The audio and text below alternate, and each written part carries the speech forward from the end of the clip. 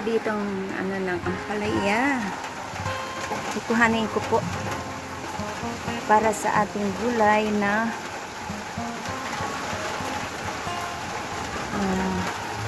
munggo.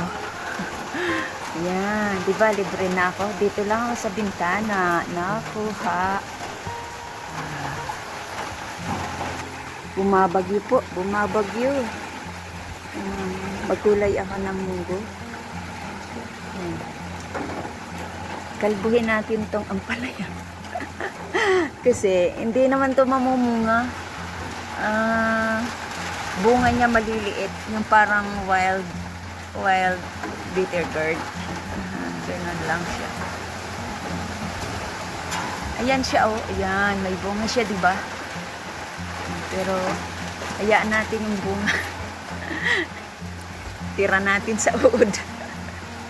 Ayan, ayan siya.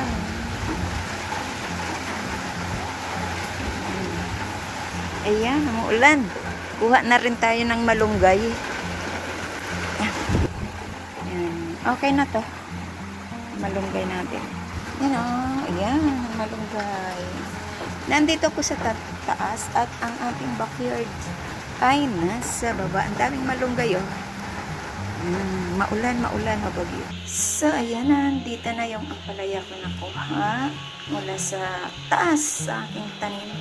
Yan, at meron pa ako dito malunggay at buto-buto ng baboy at kalabasa at munggo. So, dahil bagyo ngayon, parang masarap magulay. So, lagain ko muna po ito ang ating butong baboy. At itong ating munggo ay lagain na din natin kasama ang baboy. So, yan, lagain po natin yung ating what's this? Yung ating munggo. At dito naman po ang ating lagyan natin sa maliit na mga kaserola ang ating buto-butong baboy. At lagyan po natin siya ng asin at black pepper. Lagyan mo na rin siya ng magic sarap para medyo malasa-lasa. Kunti lang. Hindi ako nag-uubos na yan. Kunti lang. Kasi ang too much is masama. Ito na nga. Black pepper. Takpan po natin. Ayan. Takpan. At dito po sa kabila ang ating munggo. Ayan, malaki. Ito naman ay maliit lang din siya. Ayan, magkasabay nating lagain. Wait tayo hanggang maluto sila pareho. Yan na yung ating pork ribs.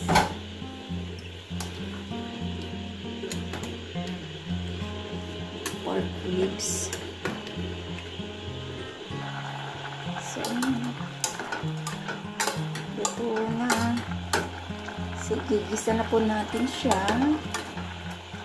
Kaya sineperate ko to kasi hindi ko siya uubusin. Yung magtitira ako ng aking kakainin na minatamis. Gagawin ko minatamis. Mag-isa po tayo dahil mataas ang aking cholesterol. Gagamit po ako ng olive oil. Olive oil po ito. Olive oil. So, yan. Para mag-isa natin. Kasi hindi na pwede sa akin yun. Normal na. So, ilagay ko na siya. Diretso ko na. Luya, sibuyas, at bawang.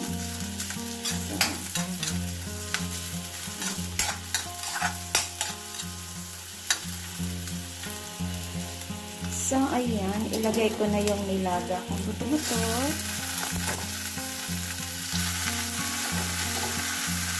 Olive oil na natin pang-igisa.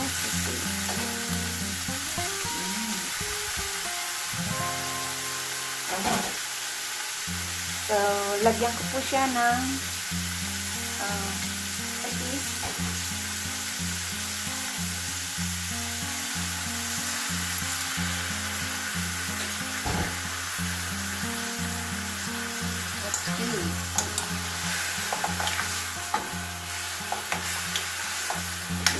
ko. At ilagay ko na din ang ating sabaw na mula sa pork.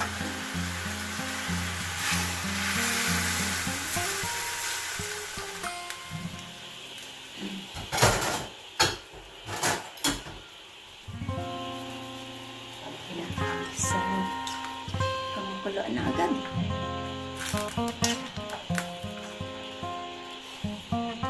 Ilagay ko po yung ating kalabasa.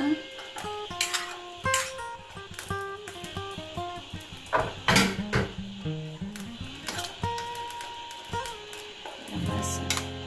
Saan siya? So, yan, ilagay natin. At antayin natin kumulo.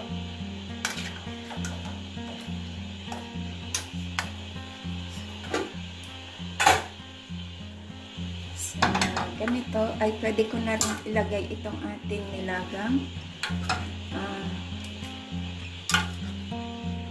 Isang balot kasi to, so mag-isa lang naman ako kaya hahatiin ko po. Hindi ko uubusin.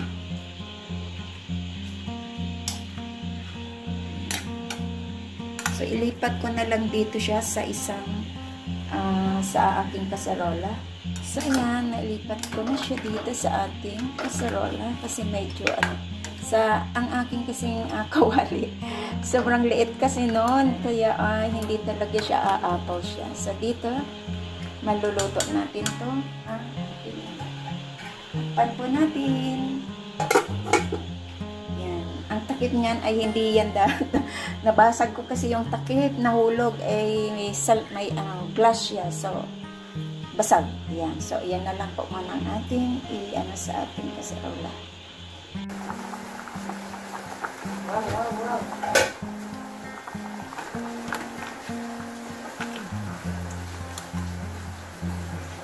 Zoom in natin. Sarap. Check natin kung ano ang lasa. Sarap naman. Looks yummy.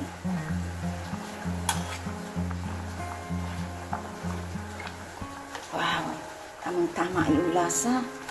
Talagang lasang-lasa mo yung pork na ribs with yung may luya.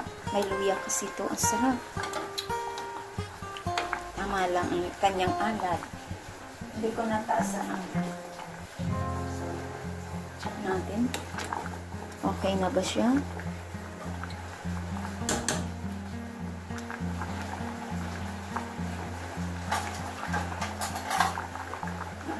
Ko nga kung talagang na yung ribs.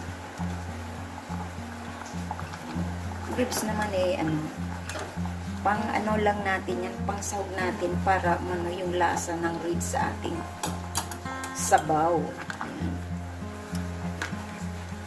So, yung ating durog na ang kalabasa, pero ako gusto ko yung nadudurog ang kalabasa kasi habang nadudurog siya, ang lasa ng kalabasa napupunta sa sabaw, sobrang sarap. Sa Taiwan nakatikim po ako ng pansit na may kalabasa. Yan. Instead of carrots, kalabasa po ang sarap. Dinudurog nila yung kalabasa. So, pwede na po natin ilagay itong ating malunggay. Malunggay muna. Dami ko ditong malunggay. Kaninang umaga nagdala ako sa store ni Ate Susan. Kasi maraming naghahanap. Tanghali ko na yun. Kasi sa sobrang ulan, nga yun, yung malunggay, yung kanyang puno, parang natutumba. Dahil sobrang ulan, mabigat ang dahon. So, binabali ko na at dalhin ko din sa tindahan. Magkano din yun. Kahit magkano, at least, diba? Meron kang income. Di ko naman pinababayaran agad yun. Sa pag nabinta niya na. Makatulong man lang ako sa kanyang, sa kanyang tindahan. Diba? Yan, sarap. So, tikman natin.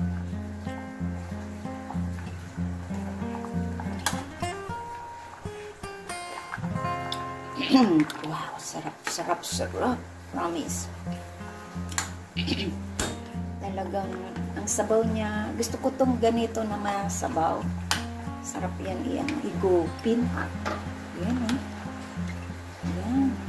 So, hanguin ko na po at ilagay sa ating serving bowl para sa ating pananghalian. Mag-isa lang ako. Naku, hanggang bukas siguro to. Ayan. Tulutuin lang natin kaunti. Ayan. At ilagay ko na lang siya sa serving bowl. Salamat sa inyong lahat dyan. So, ayan na po ang ating munggo with pork ribs sa ating kusina. Masarap yan ngayon sa tag-ulan. Humigop ng sabaw. Ayan. At very healthy. Ayan. Salamat po sa inyong pagsama sa akin sa aking premiere for tonight. Mega love shoutout sa inyo dyan sa nakasupport ng aking premiere at sa mga nag-watch ng aking video. Ayan, thank you so much. At sa hindi pa po nakasubscribe ng aking channel, please subscribe and hit the bell button para lagi kayong updated sa aking mga niluluto sa aking kusina. Thank you so much and bye-bye. God bless. Kain na po tayo. Isang masarap at healthy na gulay sa aking kusina. Mura na, healthy pa. Ayan, thank you and bye-bye. Bye-bye.